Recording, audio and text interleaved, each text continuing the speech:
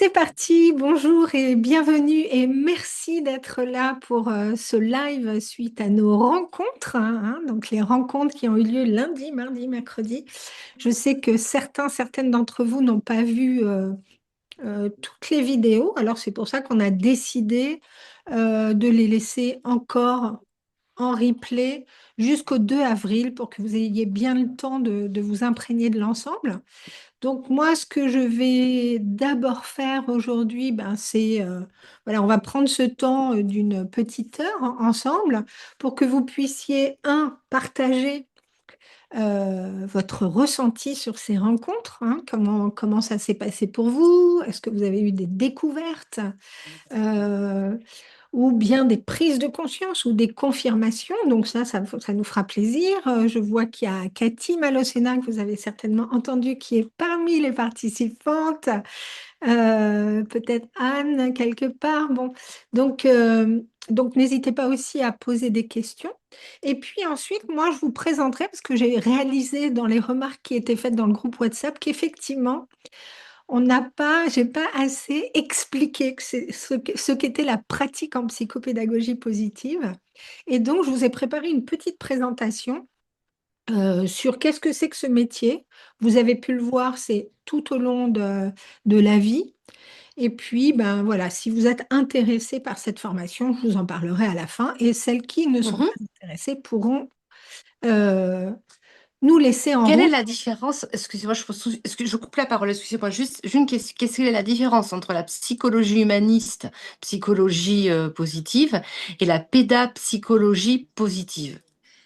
Ah ben, alors ça, c'est une première question. Je vais y répondre tout de suite. Donc, si vous avez des questions, j'aimerais bien que vous les mettiez dans le chat, comme ça, Oui, c'est non, mais plus moi, j'aurais facile que pour moi. celle-là, en fait, par rapport à ma formation, en fait, j'aurais que celle-là. Donc, la psychologie humaniste, c'est un courant de la psychologie. La psychopédagogie positive, c'est à la fois de la pédagogie positive et de la psychologie positive, dans lequel, je vous le montrerai dans la présentation tout à l'heure, on intègre une autre dimension qui est la dimension de la systémie. C'est-à-dire que nous, on inscrit toujours les choses dans un système, que ce soit le système familial, le système scolaire ou le système du travail, le contexte du travail. Donc la psychopédagogie, elle va aider et outiller des enfants, des ados, des adultes à découvrir leur propre façon de travailler de manière à ce qu'ils se sentent bien, qu'ils récupèrent du pouvoir d'agir et qu'ils puissent mettre en œuvre tout leur talent, tout ce qu'ils n'ont pas conscience de savoir faire en quelque sorte. Merci beaucoup. Ça m'oriente pour ma formation. Merci beaucoup. Ah, je vous en prie. Donc, je continue à admettre des personnes et je vais vous laisser mettre dans le chat les questions que vous auriez et les remarques par rapport aux conférences que vous avez pu voir, aux conversations qu'on a eues. On avait déjà fait l'année dernière, au printemps et comment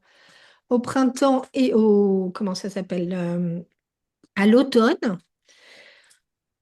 comme un sommet aussi, avec d'autres conversations. Et on s'est vraiment dit qu'il y a une croyance qui est que la psychopédagogie positive, c'est uniquement pour ça ne concerne que les enfants ou les adolescents en difficulté. Donc on dit des enfants, des adolescents en difficulté. Il y en a qui disent, ah ben non, moi mes enfants, ils travaillent bien à l'école, donc tout va très bien pour eux, pas besoin de ça. Or, on sait très bien que la réussite scolaire, elle n'est pas liée aux notes. On peut avoir des enfants, moi j'en ai dans mon cabinet. J'ai des enfants qui ont euh, vraiment des résultats impressionnants. Je pense que tous les parents de la Terre aimeraient voir ça.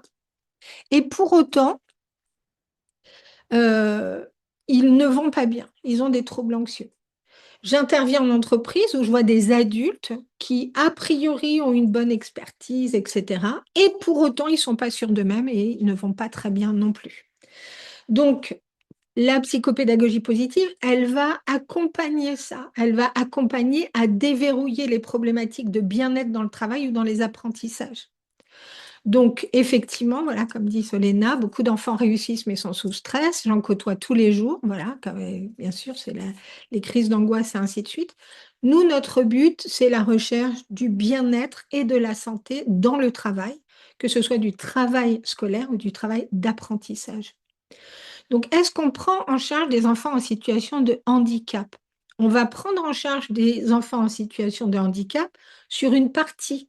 C'est-à-dire que souvent, c'est des enfants qui vont avoir, si j'ai un TOP, ben, je vais être suivie par un psychologue, une psychologue sur cette problématique de comportement. Mais en ce qui concerne la partie scolaire, je vais peut-être avoir besoin d'être prise en charge pour construire des outils qui vont bien. Donc, c'est souvent une pratique qui est une pratique complémentaire. Hein, on est vraiment dans de la pratique complémentaire et donc on ne prend pas totalement en charge, mais on prend une partie en charge. Je pense aussi sur le TSA à une de nos praticiennes en psychopédagogie qui a un fils qui souffre de TSA et qui lui a servi de cobaye pour son rapport d'activité. C'était fort intéressant.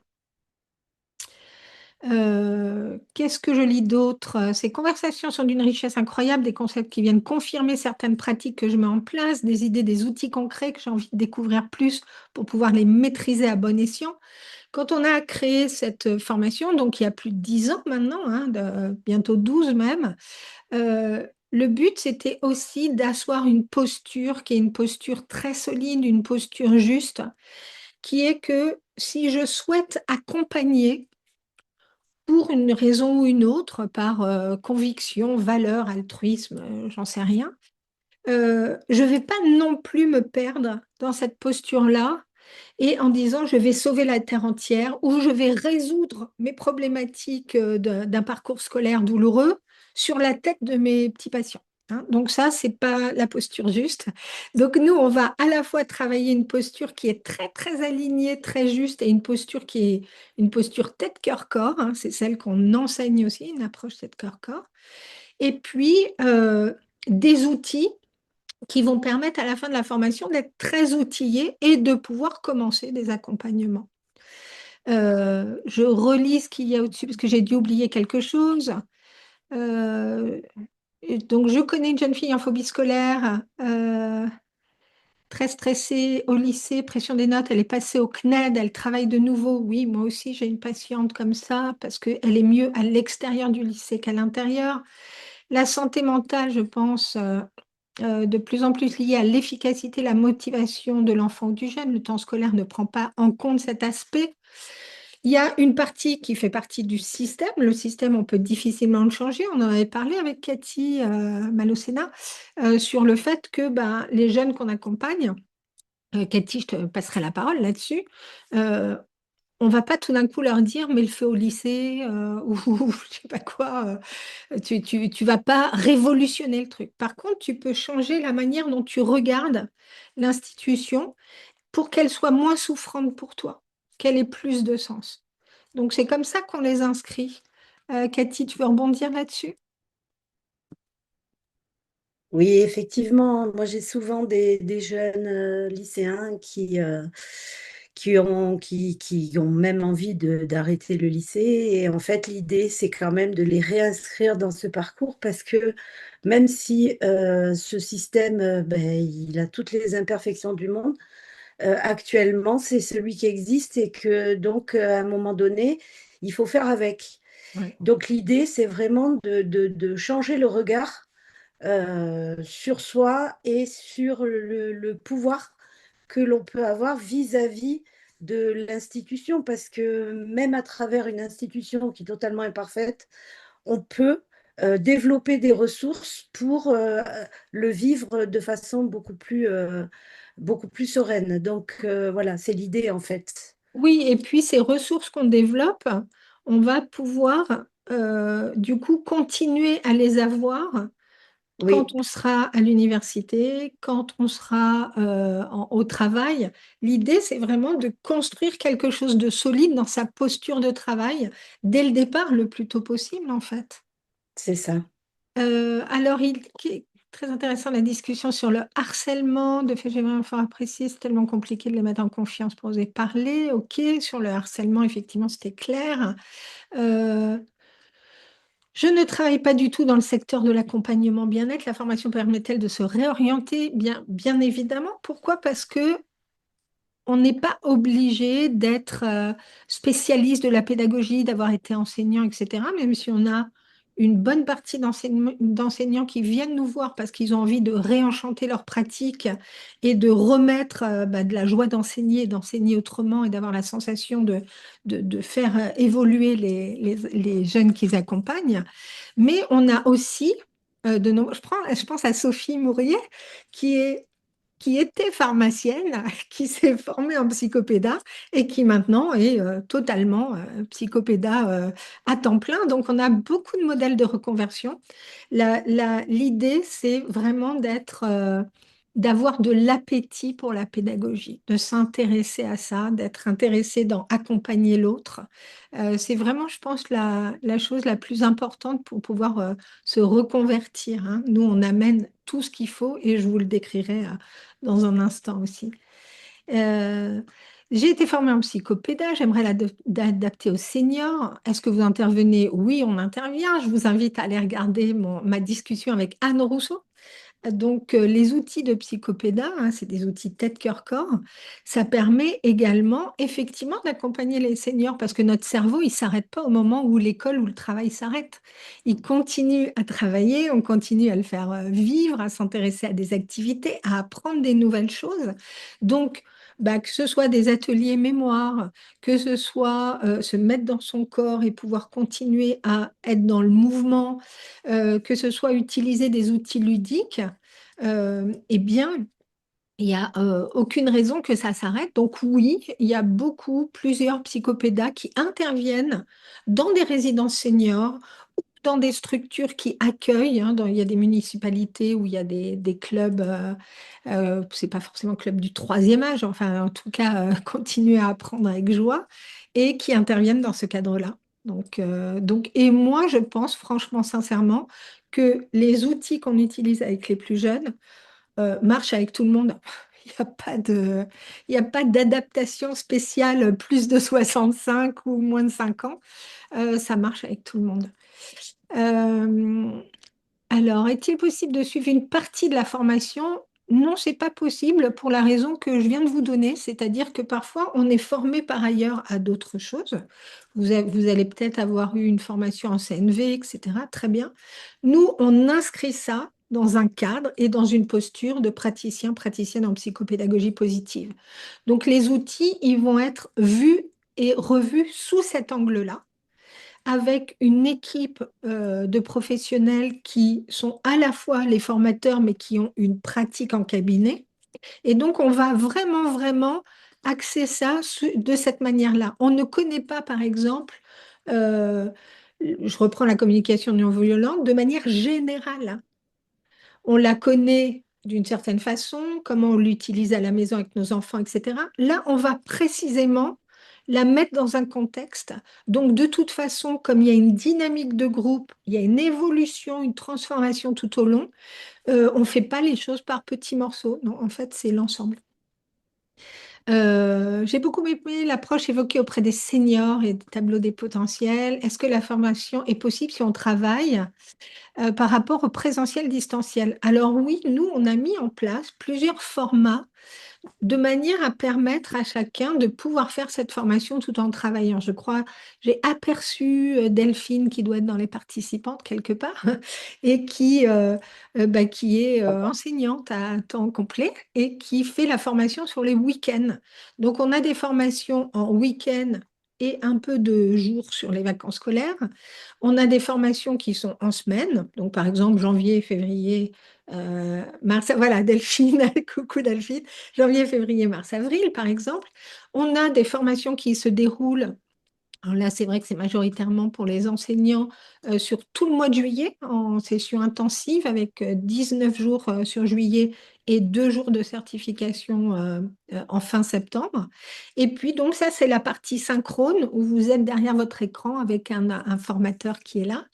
Et puis, il y a la partie asynchrone en e-learning où là, vous le faites à votre Le rythme. 4 juin, Charles. Donc, même quand vous... Alors, j'entends Roland qui n'a pas fermé son micro et je te dis bonjour Roland qui nous vient de Guadeloupe et qui est là aussi. Ça me fait plaisir de savoir que tu es ici.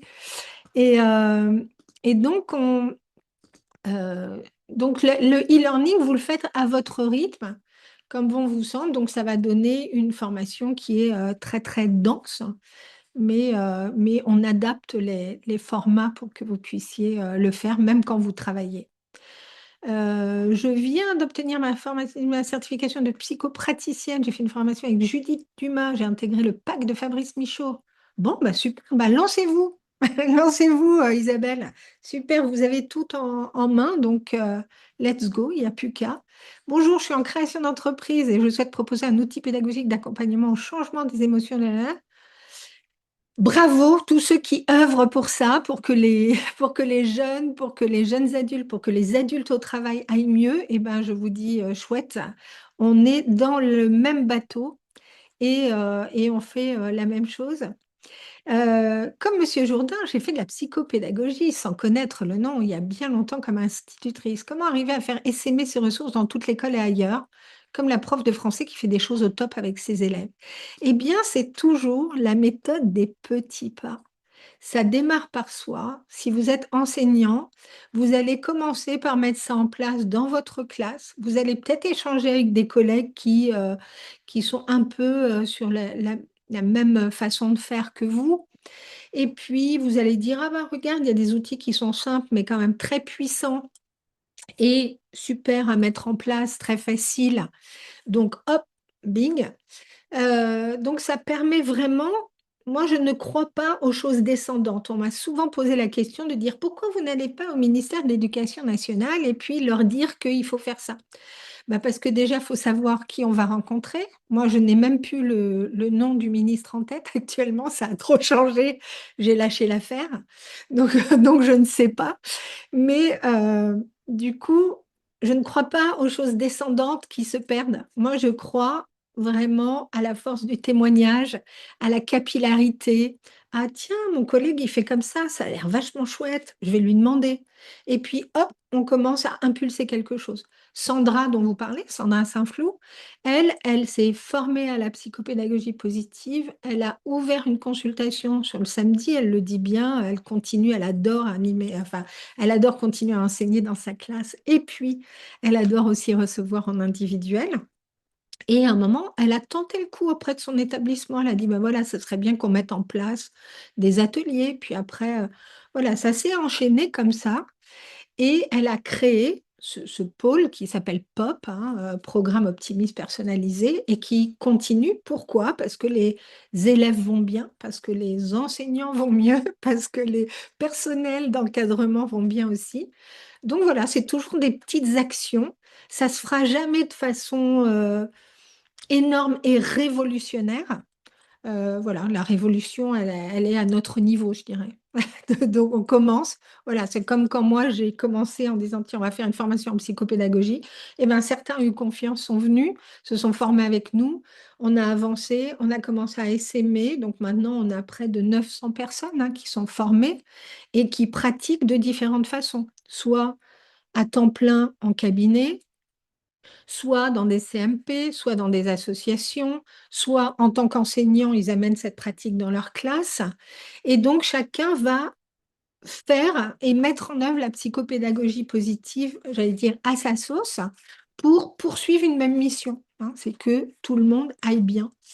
Je m'intéresse à votre formation car Judith Dumas m'a formée uniquement pour l'Égypte. Non, l'hypersensibilité, pas l'Égypte. Fabrice nous forme que sur l'endurance, c'est très spécifique, ça ne répond pas pour le harcèlement. Ok, donc peut-être que vous cherchez, Isabelle, quelque chose qui va faire du liant avec toutes ces pratiques. Il y a beaucoup, beaucoup, ce que je dis, c'est que quand on a créé, voilà, quand moi j'ai créé cette formation, j'avais l'envie qu'il y ait un grand buffet. Et sur ce buffet, vous alliez goûter à tout. Un petit peu de carottes râpées, un petit peu de concombre à la crème, des champignons, machin. Et à la fin, vous vous dites, vous avez une pratique, vous avez une posture, tout fonctionne, c'est impec. Et là, vous dites, je reprendrai bien les champignons. Ils étaient vraiment bons. Et donc, hop, vous allez vous orienter. Cathy, je te repasse le truc. Cathy, elle s'est formée à l'orientation, une orientation douce qui est totalement en complément de la formation de PPP+. Si tu veux bien en dire deux mots, Cathy. Oui, en fait, moi, en fait, je me suis servi de ma propre expérience professionnelle puisque l'orientation, c'était mon premier métier, mais dans le cadre éducation nationale.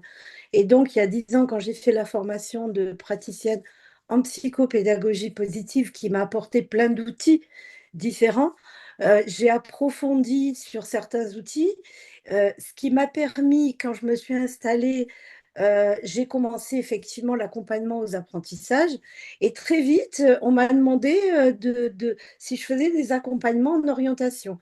Sauf que je ne voulais pas le faire comme ça se faisait dans l'éducation nationale. Et du coup, je me suis servi des outils de psychopédagogie positive pour créer mes propres accompagnements avec une approche tête-cœur-corps, justement, qui permet de se reconnecter à soi et surtout de lever les obstacles chez les jeunes qui empêchent d'aller vers un projet qui tient à cœur et qui est Mm. aligné avec ce qu'on est, surtout profondément. Donc effectivement, après, et moi, c'est ça que j'ai développé parce que c'est ça qui venait à moi et que j'aime particulièrement, c'est que chacun puisse trouver sa place dans une société où c'est pas forcément évident. Mm. Et du coup, voilà, et j'accompagne des jeunes et j'accompagne des adultes. Oui, c'est Parce ça. que Oui. très vite, après, il y a eu les adultes. Ça rejoint ce que tu disais, Isabelle. Ça n'est pas la psychopédagogie positive n'est pas réservée juste pour les enfants ou les adolescents. En Mm. fait, c'est des outils que l'on peut utiliser également pour l'accompagnement d'adultes. Ouais, absolument, parce que c'est vraiment, moi, quand je vais en entreprise, je vois bien que les adultes, ils sont pas tombés très loin de l'arbre où ils étaient à l'école. Et si ça a été douloureux à l'école, eh bien, en fait, il n'y a pas de raison que tout d'un coup, avec je sais pas quoi, l'adolescence puis l'âge adulte, ça s'arrête. Si rien n'est résolu, c'est pas résolu, quoi. Donc, il faut qu'ils se réapproprient un pouvoir d'agir, il faut qu'ils leur propre manière de travailler, de faire, du coup, renforcer et solidifier leur confiance en eux. Et donc, ça se fait à n'importe quel âge. Et effectivement, dans nos cabinets, on a tous les âges. Marielle, merci beaucoup. Marielle, elle s'est formée avec nous en intensif sur le mois de juillet. Elle dit, ça a renchanté ma pratique et les élèves sont ravis. Donc voilà le bénéfice pour les élèves. Et je Oui. reçois aussi des élèves dans mon cabinet. Et le fait d'être en one-to-one est très différent, c'est très intéressant. C'est une formation qui nous permet de nous découvrir nous-mêmes. Marielle, vas-y, je te donne la parole. Merci d'être là. Bonjour Isabelle, merci, bonjour à toutes et merci, merci, merci, merci de m'avoir accepté à cette formation qui, je me souviens, tout le mois de juillet, j'étais pourtant épuisée de mon année. Je marchais à 3 mètres au-dessus du sol pendant tout le mois, tellement j'étais heureuse. C'était Alors, je intense. précise que c'est sans drogue, hein. Marielle, Oui, on sans ne drogue, donne pas je de bois même pas substances d'ailleurs, je fume illicites, pas, hein, je bien bois pas évidemment. rien, mais ça suffisait. Et vraiment, c'était très intense, hein, 8 heures du mat, je sais plus, 9 h, 17 h, enfin, Oui, c'était, c'était voilà. 9h, 17h. En plus, j'étais opérée à ce moment-là, enfin bon, il y avait tout un tas de trucs, mais vraiment, on se découvrait, on avait un groupe de 14 personnes, on s'est super bien entendu, c'était en 2023. Et on se découvrait toutes parce faut dire aussi que pendant cette formation, tu nous donnes des outils, mais on les expérimente nous-mêmes, Oui, sur nous-mêmes. oui. Et c'est ça qui fait qu'on prend confiance de la portée de chaque exercice, de chaque outil. Et bah, du coup, on passe à la casserole, quoi. Enfin, Oui. on se découvre nous, on voit nos faiblesses, nos forces, on s'encourage, on s'aide. Enfin, Oui, on se on devient. réconcilie avec quelque chose. Nous, on a Ouais, vraiment besoin que ce soit cohérent. C'est-à-dire qu'on ne peut pas c'est ça. dire, par exemple, je le répète souvent cette chose-là, mais je ne peux pas dire en accompagnement à un ado, j'ai un outil pour toi qui est formidable. Mm. Ça s'appelle le mind mapping. Moi-même, je ne l'utilise Et pas, je sais mais pas je t'invite faire. à Oui, le faire. Donc, dès ouais. que c'est pas cohérent, c'est C'est pas impossible possible. pour nous. Voilà, Donc, on fait vivre les choses, on fait c'est ça, expérimenter ce qu'on va ensuite apporter à ceux c'est ça. que l'on accompagne. Parce que Et sinon, ouais, ça reste ici. Et nous, on voilà. veut que ça Non, descende faut dans que ça le aille dans le muscle. corps, voilà. Dans les émotions, beaucoup. On est très à fleur de peau pendant cette période, mais c'est vraiment très bénéfique. Enfin, ça Pour nous ouvre à répondre, nous-mêmes, je sais pas. Moi, ouais, j'écoute, oui, ça fait des années que j'ai envie de démissionner. À chaque fois, je dis j'en ai marre, je suis fatiguée, je suis presque à 30 ans de oui. métier, j'en peux plus et tout. Et là, ça m'a redonné un souffle de vie. Enfin, voilà. Et Nous, notre donc, but, je c'est continue à pas que l'écouter. les enseignants démissionnent, hein. Restez, Ah s'il oui, vous oui, plaît, on vous en supplie. Restez sur place. On a bon, on aussi reste. besoin de vous.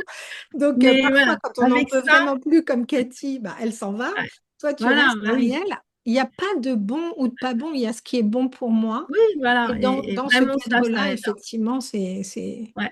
on Mais fait ça. d'ailleurs, juste une anecdote pour montrer à quel point ça nous lie dans le groupe quand on fait ça, cette formation. On s'est retrouvés au restaurant le soir. C'est la première fois qu'on se voyait parce qu'on était en visio tout le temps. Oui. Et le serveur était persuadé qu'on était des copines de fac, qu'on se retrouverait et tout. Et je me dis, non, en fait, c'est la première fois qu'on se voit.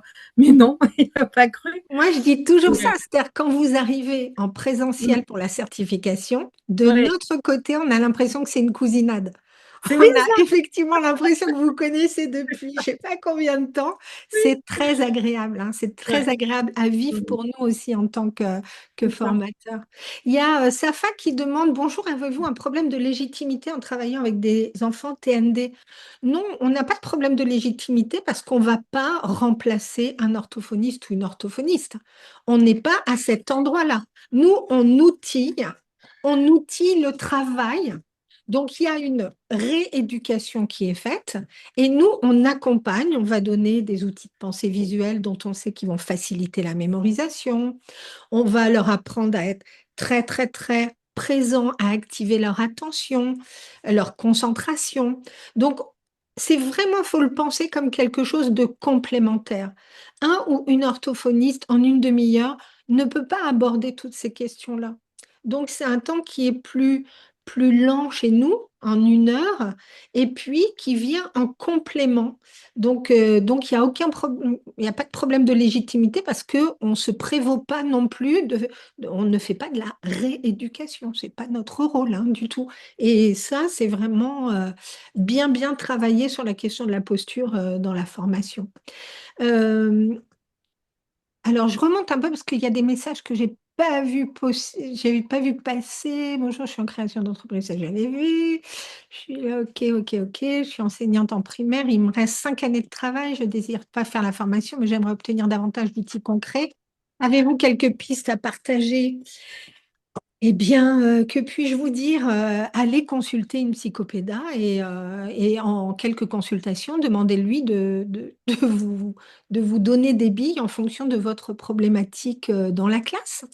Je ne sais pas quoi dire d'autre, mais ça ne sera pas la formation. Vous n'allez pas être formé en express. Ça n'existe pas, on ne fait pas ça. Mais peut-être que vous aurez besoin voilà, d'une approche, etc. Et de dire, ah oui, tiens, ça c'est judicieux. Bah, voilà, allez voir un ou une praticienne. Ensuite, est-ce que la formation est certifiante? C'est une certification maison. On n'est pas au registre national des certifications professionnelles. Donc, du coup, ça répond à une question que j'ai vue passer sur le CPF. Nous, la formation n'est pas finançable par le CPF.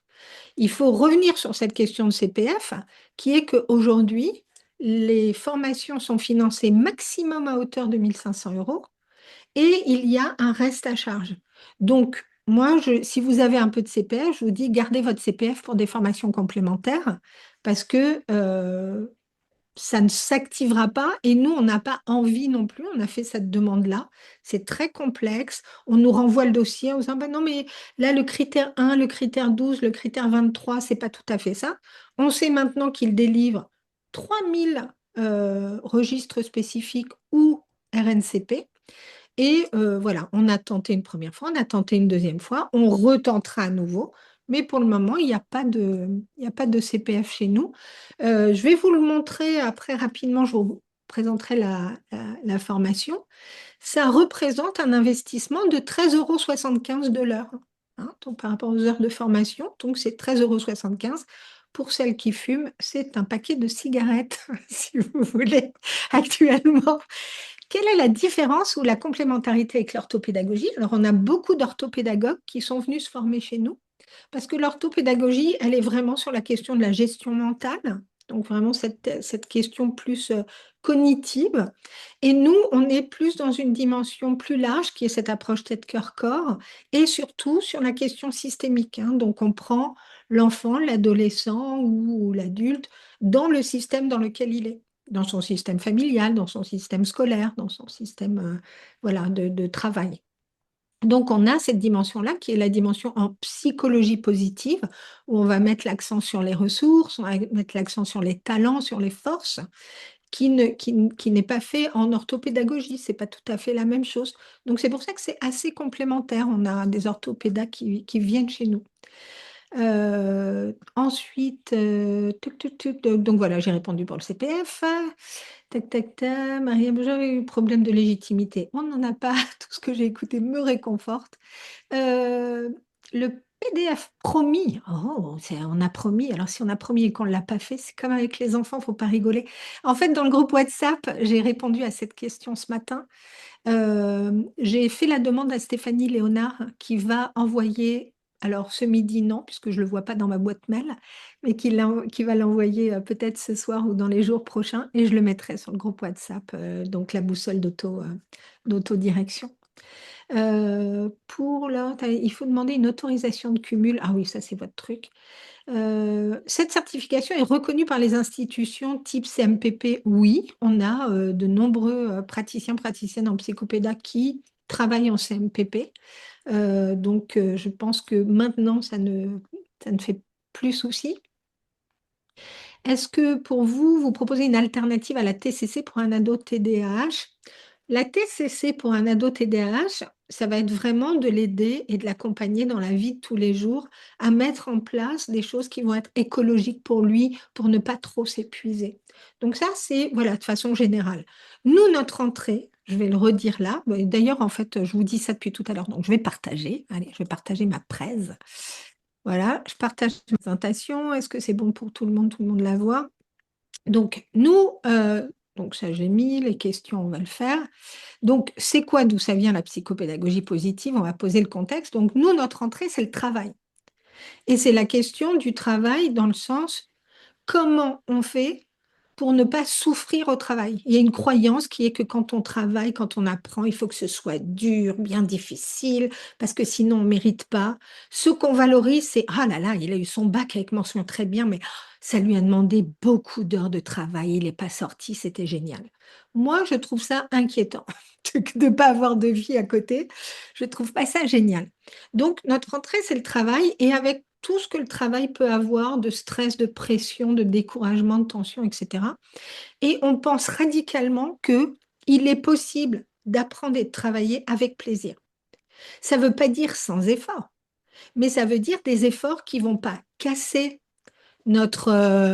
qui vont pas casser l'estime qu'on a de nous-mêmes, qui ne va pas casser notre confiance, et puis où on sait qu'on construit quelque chose de solide. Et pas juste, ah bah tiens, coup de bol, j'ai une bonne note, et puis je rejoue mon truc la fois d'après. Donc, le problème, c'est que la plupart des outils ou des méthodes d'accompagnement sur ces questions de travail et d'apprentissage, ça prend en compte que la tête. Si mon cerveau veut, tout va. Si je veux, je peux, etc. Vous savez, ce genre de phrase que je trouve stupide. Donc non, ma tête, elle peut vouloir, et pour autant, bah, mon corps ne va pas y aller. Et nous, on dit qu'il faut prendre en compte la globalité. Donc la tête, le cœur, les émotions et le corps. Et si on ne va pas se balader sur cette ligne-là, il ne va rien se passer. On pourra donner de la méthode, des outils concrets de organise-toi comme ça, fais comme ça, tu vas voir, fais tes fiches, fais pas tes fiches, etc. Ça servira à rien parce que le corps, il ne sera pas engagé là-dedans. On n'aura pas travaillé l'objectif, on n'aura pas travaillé la motivation, l'envie, etc. On n'aura pas levé les verrous qui ne sont pas toujours des verrous de tête ou d'organisation ou de méthodologie. Donc nous, c'est cette approche-là, la nôtre. Et puis, comme je le disais, on prend en compte le système. Un enfant, un ado, un adulte, etc., ne peut pas porter seul son changement. Si le système autour ne bouge pas, bah, il peut avoir des petits bras musclés, il va rien se passer. Ça ne marchera pas, malheureusement. Donc, on prend en compte et on outille nos praticiens à être en capacité d'accompagner la famille au complet, d'accompagner aussi les équipes éducatives, etc. On va prendre en compte ça, on va être en lien pour dire, bah, vous poursuivez un objectif et nous aussi, et on va se rencontrer pour que celui qu'on suit aille bien. Hein, c'est ça notre but. C'est pas qu'il performe à mort. Ce qu'on veut, c'est d'abord aller bien, être solide sur son socle, comprendre comment on fait, retrouver du plaisir. Et le résultat, après, il sera là. Mais pas en premier. Donc ça, c'est la psychopédagogie positive. C'est vraiment cette approche-là qui est une approche du côté de la santé au travail, du ressenti de bien-être, de savoir comment on fait et de récupérer du pouvoir d'agir. C'est ça ce qu'on poursuit comme objectif. Ça veut dire que si moi, mon objectif, c'est de performer, que les élèves aient des super notes et que les collaborateurs soient ultra performants, mais c'est pas grave s'ils s'épuisent, vous n'êtes pas au bon endroit. Je vous le dis tout de suite, c'est pas chez nous qu'il faut venir parce qu'on n'est pas du tout d'accord avec ça. Et donc, voilà, ça c'est la psychopéda. Et puis, si on continue, au lieu de convaincre, c'est ce qu'on expliquait tout à l'heure avec Marielle, on ne va pas essayer de vous convaincre d'utiliser cet outil-là parce qu'il est vraiment super, tu vas voir que ça va révolutionner ta vie. Non, on va le faire expérimenter. Donc, on va vivre l'expérience de façon ludique. Et puis, là, il y a un ah ouais, ah ok. Je prends l'exemple des cartes mentales, du mind mapping. Il y a beaucoup d'élèves qui disent ah non, mais c'est bon, moi je connais déjà, mon prof il l'utilise, mais avec moi, ça ne marche pas, c'est pourri. Et quand on lui fait expérimenter autrement, et pas qu'on lui amène comme ça sur un plateau, là, tout d'un coup, ils disent ah bah ouais, ça marche quand même vachement bien votre truc. Ah oui, ça marche bien parce que moi, je te fais vivre la spatialisation, je te fais vivre mémoriser facilement, je te fais vivre apprendre une carte avec X éléments sur un sujet dont tu n'as rien à faire, mais que tu arrives à engrammer en moins de 4 minutes. Et tout d'un coup, j'ai pas besoin de convaincre. J'ai fait vivre l'expérience. Il l'a vécu dans son corps, donc il va basculer direct. Donc voilà, c'est une économie considérable de salive. Donc moi, rapidement, qui je suis? Alors, bah, je suis psychologue du travail et des méthodes d'apprentissage. Je fais du sketch note, je dirige la Fabrique à Bonheur et je suis consultante et j'écris quelques livres. Et parfois, je passe à la télé pour parler de ça. Et la Fabrique à Bonheur, ça a été créé en 2012 et on a créé la pédagogie positive et surtout cette approche, cette spécialisation en se disant que moi, mon temps de vie, il m'en reste un petit peu, mais ça n'a quand même pas duré à 1000 ans. Donc, j'aimerais bien essaimer et faire en sorte que cette façon de voir le travail et l'apprentissage, il puisse se répandre, ne serait-ce que de façon très pragmatique pour que ça coûte moins cher à la sécurité sociale. Quand on va mieux, quand on travaille mieux, on n'est pas en arrêt maladie, par exemple, hein. Donc, ça a voilà, l'effet de se sentir bien dans ses apprentissages et dans son travail, ça a des effets à long terme. Et donc, voilà, on se dit qu'on participe à réduire le trou de la Sécu, par exemple. Donc, nous, on va là euh, accompagner des publics qui sont très divers. Alors, c'est des enseignants, mais on accompagne des coachs qui avaient une approche et qui veulent rajouter la question du travail dans leur approche, des thérapeutes aussi, hein, donc des gens qui sont sophro, etc., qui veulent cette approche-là, des éducateurs, des enseignants, j'ai déjà dit, mais des collaborateurs en entreprise aussi, qui ont envie d'apprendre à travailler ensemble de manière plus légère, moins épuisante et qui se sentent bien, qui sentent qu'ils participent, qu'ils contribuent. C'est très important pour la santé globale. Donc, notre mission, c'est de faire évoluer ces pratiques pédagogiques, hein, et de travail vers le meilleur pour que chacun puisse vraiment se développer en confiance. Parce que certains, comme je le disais au début de notre échange, ils ont des bons résultats et pour autant, ça n'a aucun bénéfice sur leur estime d'eux-mêmes ou sur la confiance qu'ils ont en eux. Ça ne compte, il n'y a pas de... Voilà, ça se déverse pas. Pourquoi? Parce qu'ils ont toujours l'impression que c'est par hasard, il faisait beau, coup de bol, le prof était bien, le N+1 il était bien luné, etc. Mais il n'y a rien de solide à l'intérieur. Le droit à l'erreur, on n'en parle même pas, il est évacué. Donc, voilà, ils sont en insécurité. Donc, nous, voilà, notre mission, c'est celle-ci, c'est de faire évoluer les pratiques pédagogiques et les pratiques de travail. Je regarde ce qui se dit dans le chat. Et quand ils ont une mauvaise note, c'est le drame, effectivement, et ils ne vont pas vers un projet de vie cohérent, absolument. Je vois qu'on partage les mêmes valeurs. Donc, on a formé plus de 900, je vous l'ai dit. Notre équipe pédagogique, c'est une équipe qui est très engagée. Comme je vous le disais, il y a des psychopédas, il y a des psychologues, il y a des neuropsys.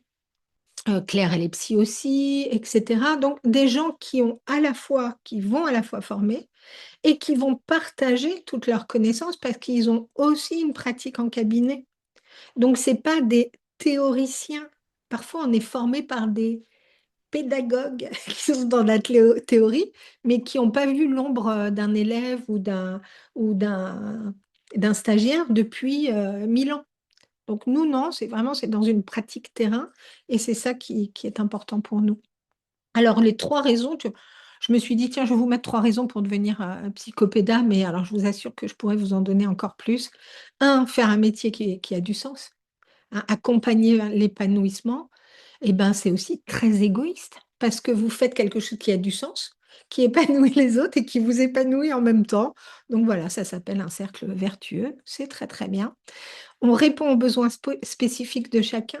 Il n'y a pas de recette miracle en 9 points qui vaudrait pour tout le monde. Ça n'existe pas. On est voilà, on est aussi différents les uns les autres qu'il y a d'individus sur Terre.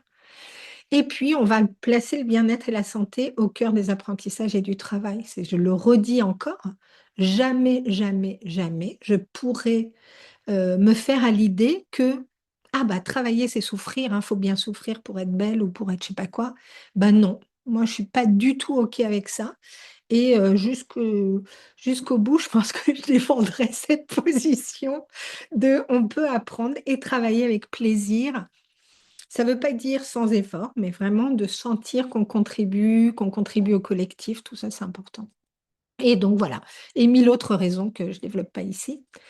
Donc, notre mission, je la redis, hein, c'est de développer les pratiques pédagogiques et de travail. Et du coup, nous, on accomplit ça en formant à cette pratique-là, hein. La formation, elle donne ça, c'est qu'on va construire une posture solide, on va outiller solidement et surtout, on va activer chez chacun de la créativité pour ensuite décider d'ajouter des outils, ce que vous voudrez. Moi, j'ai ajouté de la systémie au départ de mes pratiques et après, j'ai mis de l'EFT parce que ça m'intéressait. Katie, elle a mis de l'orientation. Il y en a d'autres qui vont mettre des réflexes, etc. C'est ce que vous voulez en fonction de votre goût.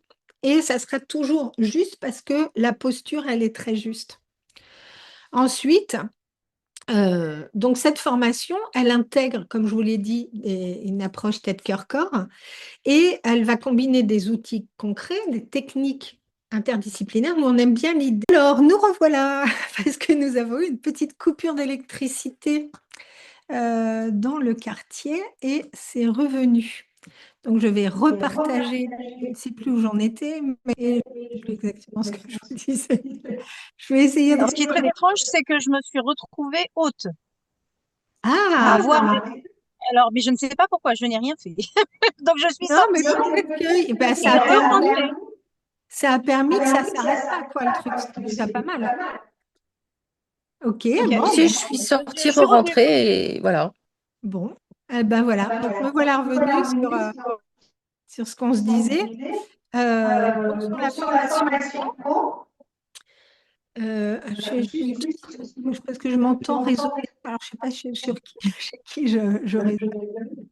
Le son, Donc, la formation pro, elle inclut des approches qui vont être comme, je l'ai dit, les outils de l'approche tête-cœur-corps, de l'initiation à la gestion mentale, comprendre comment j'apprends quand j'apprends, les outils de pensée visuelle, bien évidemment, toute la question des mouvements voilà, les réflexes primaires, mais pourquoi bouger, c'est important quand on apprend, la communication bienveillante, la thérapie systémique, la question de la nutrition au service des apprentissages et du travail, et ainsi de suite, les troubles des apprentissages.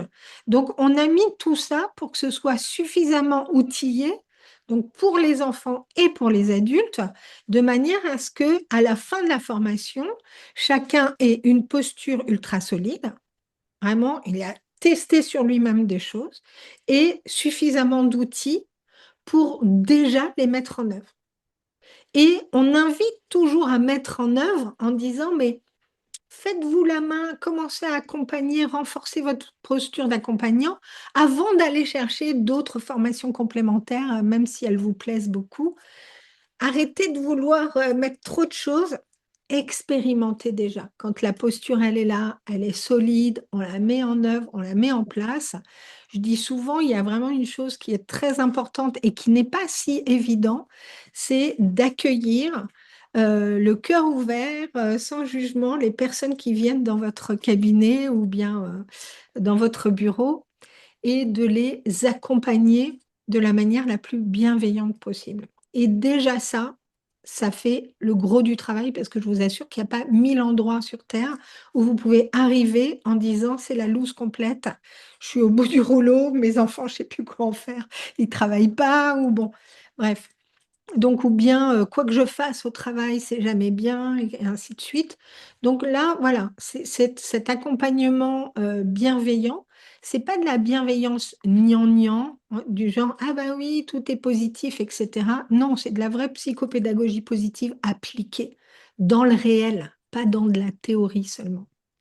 Donc, la méthode pédagogique que nous, on a choisi de mettre en œuvre, c'est des apports théoriques avec des exercices pratiques sur soi et puis des évaluations des participants. On suit tout au long du parcours et on va toujours faire cet aller-retour et on va mettre, je le dis, je crois, après, en place des groupes de pairs de façon à s'entraîner entre les modules, à pouvoir partager et construire déjà un collectif de pratique. C'est 149 heures synchrones, ça veut dire 19 jours en visio avec à 9 heures le formateur qui est derrière son écran et de 9 heures à 17 heures avec des pauses. On a été obligé de mettre ça en place en 2020, si vous vous souvenez, 2020, 17 mars 2020, petit confinement. Et il faisait beau, on était dans nos jardins pour ceux qui avaient un jardin, etc. Mais quoi qu'il en soit, il a fallu réinventer nos pratiques. Et donc, on a mis en place, refondé complètement cette formation pour qu'elle soit toujours aussi efficace, même à distance. Et comme le disait Marielle tout à l'heure, c'est pas parce que les gens sont loin qu'il n'y a pas quelque chose qui se construit. Et quand les stagiaires arrivent, on a vraiment l'impression que c'est la réunion de famille. Par contre, on a besoin de vous voir à la fin de la formation sur pied, sur place, pour 2 jours de certification avec des cas pratiques où vous allez voilà, jouer au praticien ou à la praticienne pour qu'on puisse évaluer. Et en règle générale, on ne laisse pas les gens aller jusqu'au bout si on pense qu'il y a des choses à retravailler. On redonne sa chance en disant c'est peut-être trop tôt pour l'assertif. On t'invite à revenir et on invite sur un autre parcours pour revoir des connaissances, pour réinstaller. Il y en a certains aussi qui ont des vieux restes d'évaluation qui faisaient peur à l'école, donc qui sont très inquiets et inquiètes, et on leur donne du temps. Donc ça, voilà, ça c'est le synchrone. Et puis il y a 202 heures en asynchrone, où là c'est chacun à son rythme, que ce soit sur la nutrition, les troubles du développement, etc. On va laisser accessible pendant un an cette plateforme, même un an après la certification, pour pouvoir intégrer des tas de notions complémentaires. Les formateurs, je vous l'ai dit, sont chacun spécialisés dans leur domaine et ils ont des vraies personnes dans leur cabinet, pas de l'IA, pas des robots, ils ont des vraies personnes. Donc, moi, hier, j'étais en consultation avec des vrais patients. Et voilà, on est certifié Calliope, donc on a cette certification qui est certes très contraignante, hein, on va vraiment analyser tous les process, etc., mais qui garantit quand même que voilà, nous ne faisons pas n'importe quoi et depuis tant d'années. Le groupe de pairs, pendant toute la durée de l'accompagnement, c'est vraiment d'avoir des personnes avec qui on va partager des moments, on va pouvoir s'entraîner, on va pouvoir revenir sur des choses qu'on n'a peut-être pas compris, et cetera, et on va commencer à construire ce qu'on appelle un collectif de métiers. Et donc oui, la réponse, Isabelle, est-ce que vous prenez en compte les RQTH? Oui, on le prend tout à fait en compte et Samia, qui est là, que vous ne voyez pas, est notre référente handicap ici. Donc oui, on a eu plusieurs fois des demandes, donc oui. Ensuite, après la formation, voilà, donc j'ai mis rapidement, vous allez avoir tous les outils et la posture. Et donc là, c'est en fonction de chacun. Est-ce que j'ai envie d'ouvrir une consultation? Est-ce que je veux juste mettre les outils dans mon établissement? Est-ce que je préfère travailler dans une association? Est-ce que je préfère travailler en CMP? Comment je vais envisager ça? Et ça, c'est, j'allais dire, chacun son chemin, comme disait la chanson. Euh, c'est vous qui voyez. Moi, j'aime bien l'idée d'avoir du cabinet et des interventions en entreprise. J'aime bien que ce soit varié. L'année dernière, à l'automne, c'est Coralie Clavier qui avait fait une intervention comme ça, où je discutais avec elle de son métier de praticienne en psychopéda, et elle expliquait toutes les façons qu'elle avait de l'exercer parce qu'elle a besoin de diversité. Elle a besoin de choses qui bougent, elle a besoin que ce soit pas toujours la même chose.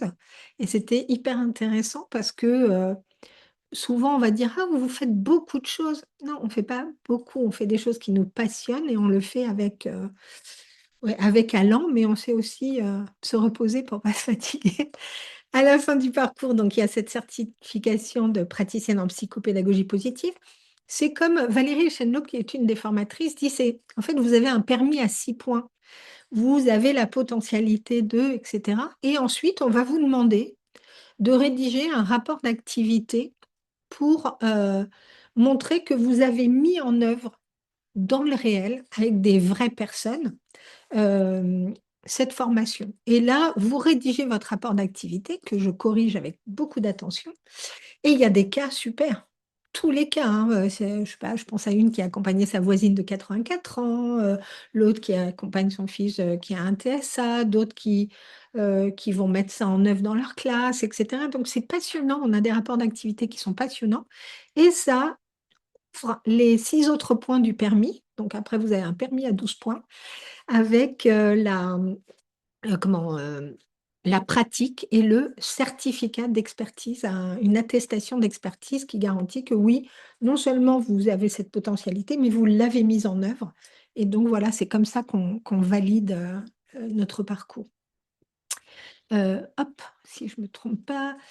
Et vous intégrez ensuite l'annuaire des praticiens en psychopédagogie positive. Quelqu'un me demandait ça ce matin en disant comment on peut rechercher un praticien, une praticienne. Je dis, ben, vous allez sur le site de la fabrique, vous avez l'annuaire, vous regardez en fonction de votre région et hop, vous allez trouver celui ou celle qui va vous accompagner. Les prochains départs pour cette formation, il y en a 7 dans l'année. Le prochain, c'est au mois de mai. Et celui de mai, il est un peu spécifique parce que c'est mai-juin. Ensuite, il y a juillet-août et il y a septembre-octobre. Donc, c'est un qui se fait sur 6 mois. Pareil, ben, toujours la même chose. Alors là, c'est 5 jours, 5 jours par mois, mais c'est sur un temps un peu plus long. Donc ça, c'est un parcours qui a la préférence de ceux qui ont envie et besoin d'un temps un peu plus long pour intégrer les choses. Et puis, on a aussi en juillet la formation qui est celle qui est en formation intensive, donc 19 jours sur juillet.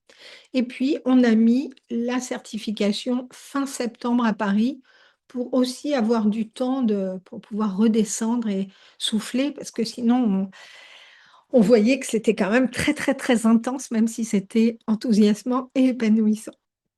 Les modes de financement, voilà, je vous dis ce qu'il en est. Notre formation, elle coûte 6 800 euros, mais quand on s'autofinance, on paye 4 800. Et c'est ce que je vous disais tout à l'heure, c'est 13,75 € de l'heure. Donc, si vous voulez commencer à mettre des petits sous dans votre tirelire pour l'autofinancement, et comme on sait que c'est un investissement, cet autofinancement, eh bien, on donne la possibilité de régler jusqu'à 8 fois, hein, donc d'étaler cet investissement sur la durée. Et comme là, c'était les rencontres virtuelles, et donc on fait une promo, on s'est dit que pour la session de mai, on allait proposer la formation à 3 800 € pour aider, parce que certains nous disent, même 4 800 € en version, etc., c'est un peu difficile pour moi, mais j'ai quand même envie de le faire. Donc nous, on donne un coup de pouce à cet endroit-là en disant, ben, ça ne doit pas être un blocage. Donc, sur cette formation, sur cette session de mai et cette session de mai uniquement, ça sera à 3008. Et sinon, pour celle de juillet, la formation de juillet, pour les personnes qui auront suivi les rencontres virtuelles, eh bien là, on fera moins 10% parce que ça nous fait plaisir. Sinon, bah, il y en a qui sont financés et donc pour eux, c'est soit 6008, soit 5008 en financement mixte. Alors, attendez, je vais admettre encore. Hop. Donc, ça, c'est pour le financement. Il y a un bonus qu'on a ajouté parce que ça nous semblait vraiment très important et qui s'ouvre à la fin de la formation, qui est le module de 27 heures Entreprendre en autonomie. Quelle structure je vais choisir? Comment je me fais connaître? Qu'est-ce que je vais devoir faire? Parce que parfois, on est très fort sur l'accompagnement. Et puis, on n'a pas forcément le module administratif qui est plugué. Ce n'est pas notre force. En tout cas, moi, je sais que ça n'est pas franchement la mienne. Mais j'ai développé des compétences. Donc, on a mis en place ce module de manière vraiment à aider sur la mise en œuvre de l'activité, comment se faire connaître, etc. Pour rejoindre la formation, eh bien, en fait, ça ne se passe pas directement. J'ai envie de le faire, je m'inscris. Pourquoi? Parce que nous, on a besoin de savoir si votre projet et ce que nous, on propose, c'est bien en adéquation. Donc, vous pouvez réserver un appel, hein, donc vous aurez Samia ou Elodie en ligne. Vous allez réserver un appel avec un membre de l'équipe qui va vous donner peut-être des informations complémentaires ou qui va vraiment étudier votre situation spécifique. Et à l'issue de ça, on vous demandera de compléter un dossier de candidature. Et c'est ce dossier de candidature qu'on validera ou pas, où on vous dira c'est peut-être un peu trop tôt, ou il manque ça aussi. Dans ce dossier de candidature, on demande que chacun ait fait un travail personnel. Quand on veut accompagner les autres, il faut quand même avoir une bonne vue sur ces dossiers, être très au courant. Et la réponse, avez-vous fait un travail personnel? Non, mais je parle beaucoup avec ma mère ou je lis des livres, n'est pas une bonne réponse. En tout cas, ce n'est pas celle que je valide. Je vous dis ça parce que j'ai déjà eu ces réponses-là. Et donc, non, vraiment, ça vaut le coup de faire un travail personnel. Et donc, je vais vous mettre le lien pour réserver un appel après. Hein, ok. Et à l'issue de ça, quand le dossier de candidature est validé et que vous remplissez le dossier d'inscription, alors là, on ouvre déjà le module de bienvenue dans lequel il y a énormément de choses à voir avant même que la formation ne démarre. C'est-à-dire, si vous inscrivez aujourd'hui pour juillet, eh bien, vous aurez déjà tout le module de bienvenue avec énormément de choses à faire. Alors, je vais chercher tout de suite, attendez, je vais chercher là les liens pour réserver un appel et je vous le mets dans le chat. Sinon, après, on va dire que j'ai oublié de le faire. Voilà, hop, coller. Bing, voilà, c'est fait. Oui, ça peut être effectivement l'accompagnement. Vous choisissez d'être accompagné par, je sais pas, une thérapie en sophro, un psychanalyste, un psychiatre, ce que vous voulez. Nous, ce qu'on veut, c'est vraiment de dire les dossiers sont travaillés. Il y a vraiment, voilà, j'ai identifié ce qui pouvait être délicat ou difficile pour moi. Il faut une vie hein, pour résoudre l'ensemble. Mais en tout cas, ça veut dire j'ai une pratique, j'ai un regard sur moi-même et je sais où j'en suis, quoi. C'est ça qui nous intéresse, hein. Euh, et alors donc voilà, cet appel, c'est est-ce que cette formation est faite pour vous? Ben, on y répondra avec les appels, mais c'est pas fait pour vous si vous avez le syndrome du sauveur. Alors allez d'abord régler le syndrome du sauveur et ensuite revenez nous voir avec grand plaisir. Donc on ne sauve pas les autres malgré eux, et puis, c'est épuisant d'avoir cette posture-là. Donc, vraiment, voilà, il faut être à une juste place. Je me souviens d'avoir reçu un dossier de candidature avec une personne qui, on voyait dans le dossier qu'elle en voulait à l'institution, à l'école, qu'il n'avait pas bien accompagné, etc. Et que, waouh, c'était revenge, je veux me venger, etc. C'est pas la bonne place. C'est pas du tout la bonne place. Donc, ça, voilà, ça se discute et effectivement. C'est l'appel et tout ça qui fait qu'on va valider si c'est le bon moment, si c'est bien pour vous, si c'est mieux ailleurs, etc. Donc, on n'a pas de souci avec ça. Je vais arrêter le partage et je vais laisser la place aux questions s'il y en a. Avez-vous des questions, mesdames, auxquelles je pourrais répondre? Alors, on a eu notre petite coupure là, technique, mais ou bien est-ce que voilà, vous me dites tout va bien, merci, ciao, bye, et on se retrouve, je ne sais où.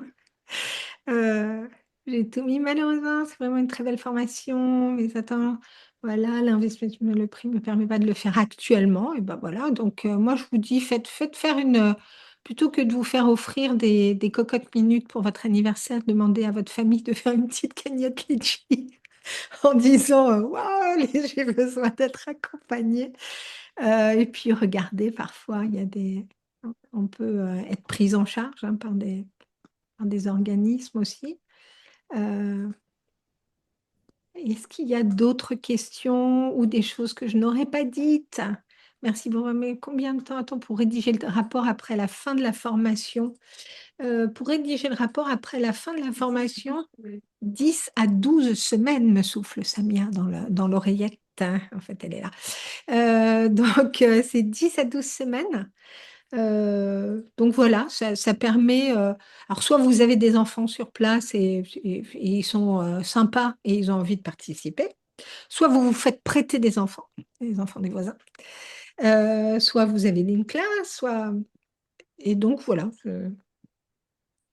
Pour la session de mai, comment se répartissent les temps de travail? Eh bien, en fait, on a une progression dans notre formation. Donc, on va démarrer avec les bases de la psychopéda. Donc, ça va être sur 5 jours, les bases de la psychopéda, la communication bienveillante, etc. Hop, vous soufflez. Le mois d'après, il y a à nouveau 5 jours. Et puis, après, toute la partie e-learning, c'est vous qui la faites à votre rythme. A-t-on une idée du revenu qu'on peut dégager en tant que psychopédat en libéral? Non, moi, je n'ai pas d'idée précise. En tout cas, il est sûr que comme si c'est en libéral, vous avez la moitié de vos revenus qui partent pour couvrir vos dépenses. Donc, j'avoue que là-dessus, je ne sais pas quoi vous dire. Voilà, est-ce que vous voulez que je vous communique ma fiche de revenus? Euh, non, j'avoue que je ne sais pas, parce qu'il y en a qui le font en complément. Tout dépend du nombre d'heures que vous passez. Est-ce que c'est un temps plein? Est-ce que c'est un temps partiel? En tout cas, oui, si s'il y a comment dire, quelque chose du l'ordre de la sécurité avec l'envie d'un salariat, euh, au départ, c'est pas comme ça que ça se déroule. Après, oui, mais et puis parfois on a un mi-temps en salarié quelque part et puis du libéral. Donc voilà, on peut faire moitié-moitié, comme dit Isabelle, effectivement. Merci Isabelle pour cette rencontre et tout l'intérêt de cette approche au plaisir. Ciao Cathy, merci à toi d'avoir participé, c'est super intéressant. J'espère que tous ceux qui se demandent comment faire avec leurs jeunes qui ont des soucis d'orientation vont venir vers toi, vont foncer vers Cathy. Suivez-la sur les réseaux, c'est toujours passionnant ce qu'elle partage. Merci à toi, merci beaucoup Cathy. Merci pour vos réponses. Est-ce qu'il y a d'autres questions où on se dit, hop, 13h43, Merci Isabelle, un grand bonjour à toute l'équipe. Merci Marielle. Oui, je ferai, je passerai le bonjour à tout le monde. Continue avec bonheur et dans ta classe et à l'extérieur. Euh, Merci Isabelle, merci à tous. Donc, ben, je vous dis à très bientôt. N'hésitez pas à réserver un appel si vous avez envie d'en savoir plus. Et puis, voilà, si l'élan vous vient, et ben nous, on est là. Et Samia est là. Voilà. Je vous la montre d'ailleurs. Regardez. Hop, hop, hop, hop, hop, elle va faire coucou. La voilà. Et donc, et je vous dis tous à très bientôt. Et vous aurez le replay hein, si vous voulez le revoir. À bientôt, au revoir.